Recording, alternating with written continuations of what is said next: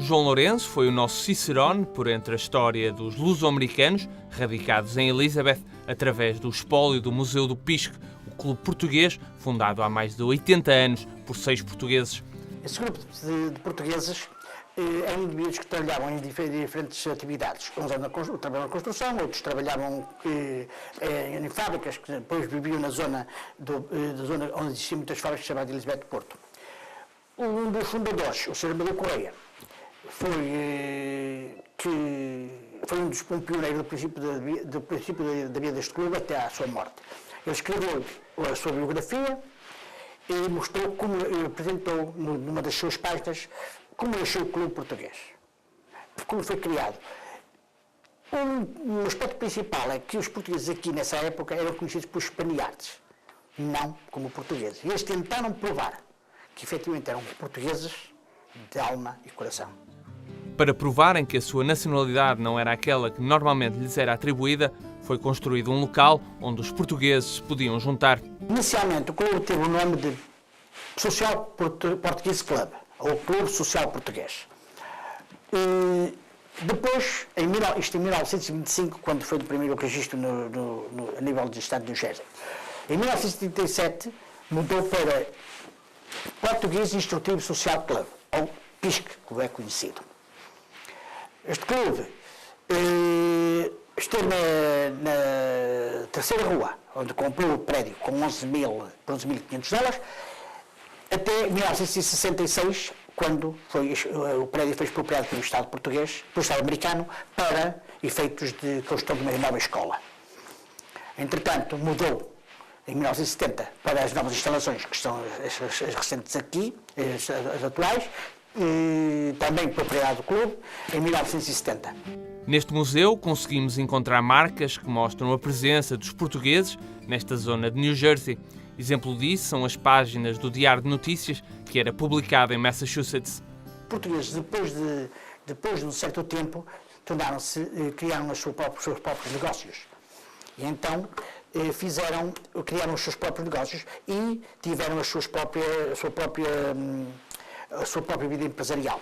Como aqui podemos ver, temos aqui um Lisbon Star, um dos fundadores do Clube Amadeu Correia, temos aqui um porto de serviço de garagem do Sr. Farinha, temos aqui um Luciano Pimpão, outros fundadores com Luís José Alberto Porto Meat Market, e mostram também atividades do clube, como restos infantis. Ao percorrer este museu, deparamos-nos com diversos objetos que nos transportam para realidades vividas pelos luso-americanos na primeira metade do século XX. A sede de 1900, a sede do clube, em 1937, tinha um salão de bowling, em que faziam campeonatos de bowling, e entre outras atividades, como teatro, como dança, tinham imensas atividades. Porque eram aqui que se reuniam os portugueses, pois naquele tempo não havia televisão. E eles então reuniam-se aos fins de semana para se divertir. Inclusive, segundo me contaram, eles levavam os farneios, faziam os farneios em casa e levavam e trocavam comidas uns com os outros, para terem um convívio mais à portuguesa. O trabalho que foi desenvolvido foi muito importante para a sociedade local e para os portugueses imigrados em Elizabeth. Por isso, foi reconhecido por uma das instituições mais importantes da República Norte-Americana. Quando das bodas de diamante, do 75º aniversário, o Congresso aos representativos dos Estados Unidos da América ofereceu uma menção honrosa ao clube. O promotor disso foi o Roberto Menendez, que na altura era congressman, agora é senador dos Estados Unidos. Desde a sua fundação que o PISC deu uma atenção especial à intervenção cultural. O rancho folclórico é uma dessas intervenções. Já no início deste clube, o clube possuía um rancho folclórico. Acontece que em 1937, o rancho folclórico do clube representou o clube num festival na Rádio City em Nova York. Continuou que ainda hoje temos o rancho folclórico e o rancho folclórico infantil também. O Dia de Portugal é celebrado em Elizabeth há mais de 30 anos. Curiosamente, tudo teve início a partir de uma iniciativa de um jovem estudante do high school. Em 1978, o Dia de Portugal aqui em Elizabeth tem a sua origem numa carta que um jovem com 13 anos, estudante do high school, escreveu ao mayor da cidade de Elizabeth, solicitando a possibilidade de celebrar o Dia de Portugal de Camões das Comunidades em Elizabeth. O mayor da cidade, muito atenciosamente, respondeu-lhe a um tal senhor Dr. Manuel Gonçalves. Respondeu-lhe que sim, senhor, que era uma boa ideia. E então, a partir de 1978, festeja-se o Dia de Portugal e de Camões na primeira semana de junho. Quando o clube nasceu, em 1922, foi criada na mesma altura uma secção juvenil para os filhos dos fundadores.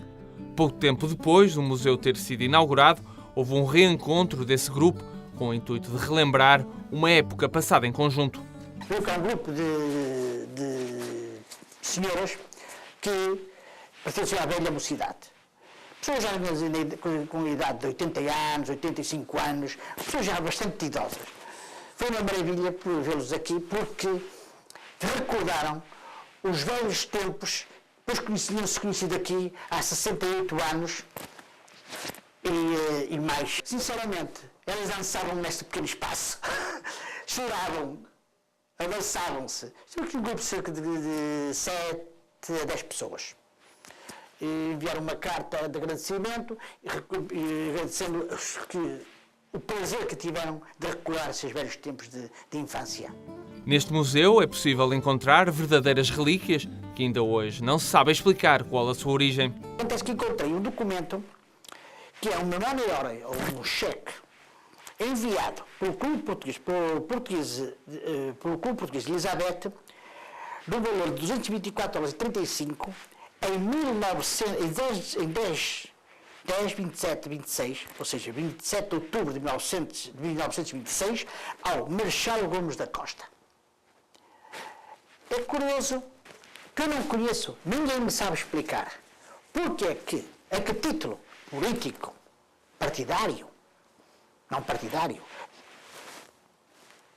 porque é que este cheque apareceu e porque é que foi enviado um cheque deste valor, já nessa altura muito elevado, ao ex-presidente da República, Marechal Gomes da Costa, precisamente antes da Revolução de 1928. Temos aqui um enigma. Um enigma que pode vir ajudar a resolver fazendo uma visita a este museu que está localizado no Clube Português de Elizabeth, em New Jersey.